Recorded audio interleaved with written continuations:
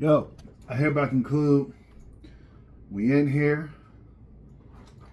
I want to talk to y'all about calves. About to drink one of these real quick. We want to talk about calves real quick. And then I got to prepare for tomorrow. But we can talk while I do that. So, one way in the last few months that I've built up my calves, that I've added some more development to my calves, is by, and this may surprise y'all, not thinking about the weight. So, in the past,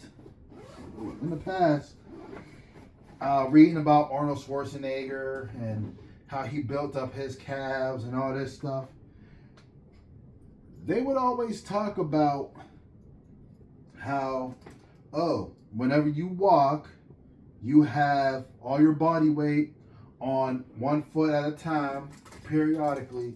So you gotta go higher, logically, for your calves and weight. You gotta use the weight, and you gotta train them consistently, multiple times a week.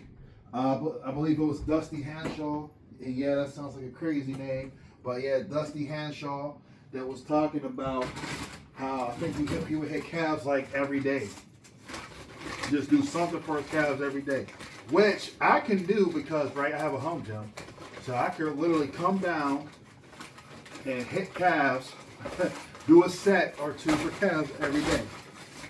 But the thing that benefited me was none of those things, because I didn't do any of those things. I did try to go heavier in weight, but my joints are small, and that I noticed that that wasn't going to be the move for me because it hurt.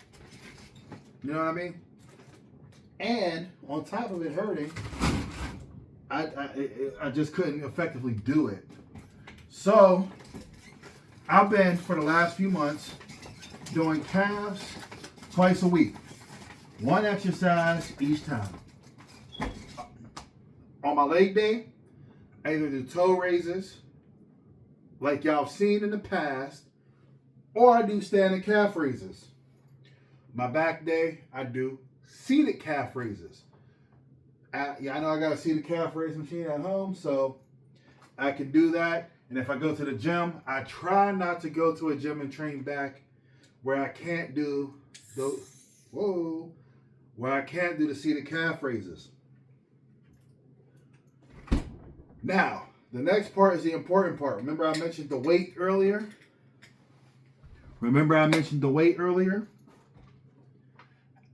I stopped thinking about the weight. Start thinking about the feel.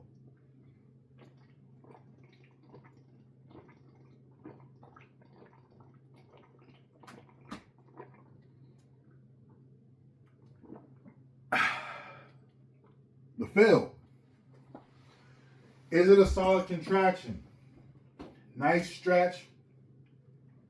Nice full contraction. I feel like I worked the muscle. Yeah? Okay. I was trying to progressively overload for a second, but I realized that the better it felt, was the better. If you can get a rep to feel better, cleaner, smoother, that is progressive overload. So I did that. So sometimes the weight is lower than it was before. I've been going by feel. And guess what?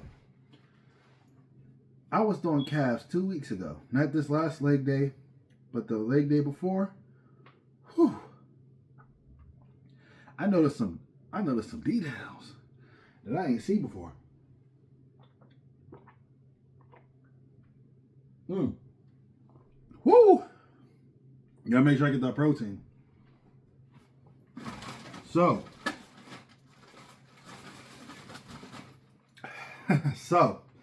this is what I want to tell you guys. This is the takeaway. Sorry I've been doing all that drinking, and I'm trying to get the meals ready. No code for Icon Meals, but that's what we rocking with. So if y'all see this and you're from Icon Meals, hit me up. I've been using y'all for a minute. Because Y'all quick with the shipping, y'all convenient. I wouldn't mind promoting y'all. Cause y'all been proving to me how y'all do. Y'all are consistent. Anyways, so don't worry about the weight. Go by the feel. Don't go with fast reps. People like to do this bouncy stuff. We're not doing that. We're taking our time. Nice stretch, nice contraction, full stretch, full contraction. Just taking our time. And guess what, guys? I have not been thinking about the reps. Like, not counting the reps. I may get 6 reps. I may get 8. Sometimes I get 12. But I don't do high reps. I've never done high reps for calves. And they've been slowly growing, but they've been growing. But the time under tension, and I heard Drew Bay say this, confirming it, because in the truth is established, we got 2 or 3 witnesses. He has been a witness for me in that regard. Let's talk about it. Time under tension. It's more important than the reps. The reps are just a way to get that time under the tension. So even when like this last time, I only got 6 reps, but I felt like I did the work. If you felt like you did the work and you actually done it, you're good to go. Now, this may not be good for beginners who still are building that mind-muscle connection, but this is a video for those of you who have been training for a while and you're like, the calves won't grow. First and foremost, I train calves consistently and I take my time training them. If you can't do that, train them first. We take my time with the reps. I'm not bouncing and jerking them around just to get them done. I'm training them like everything else. I don't bounce and jerk around the biceps. I don't bounce and jerk around the chest. I don't bounce and jerk around the back. And I let the quality of the reps stand out over the weight.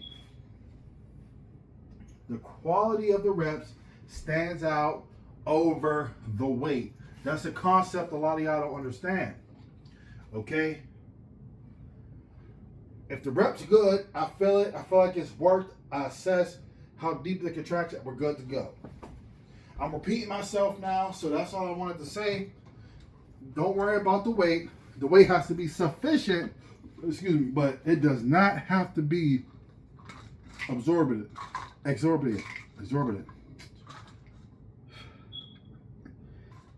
Y'all know what I'm trying to say. I'm getting ready for bed, so I'm messing up. But y'all know what I'm saying. The weight don't gotta be high. Video's too long already. So that's how I grew my calves. Taking my time, training them twice a week. One day, something where the knees are more straight. The next day, seated calf raises. And yes, that's going to hit more the soleus. You do hit the soleus and the gastroc with other variants, but that one's going to be more the soleus, which is why also I've been developing more of that detail in there. And just taking my time with the reps. We're not worried about the weight. We're not worried about if it's high rep, low rep, because some of y'all are so caught up in how many reps, they're not quality reps. And you end up, I got to do 20 reps, and you're not patient, so you're bouncing and jerking it around, and you're getting your Achilles is getting all of the tension and all of the resistance, and your calves are not. I'd rather get 6 reps with the calves hitting than 20 reps with the Achilles, and my calves are still lacking, okay? So that's it. I said the same thing a few times because I want y'all to get it. And the last point is most important. Calves are genetic, but everything's genetic, okay? So you can take your time, train them. Well, people don't train their calves and they say, oh, calves are mostly genetic. No, everything is mostly genetic. But if you're not training it, it's not going to grow. Thank you. How you going to act?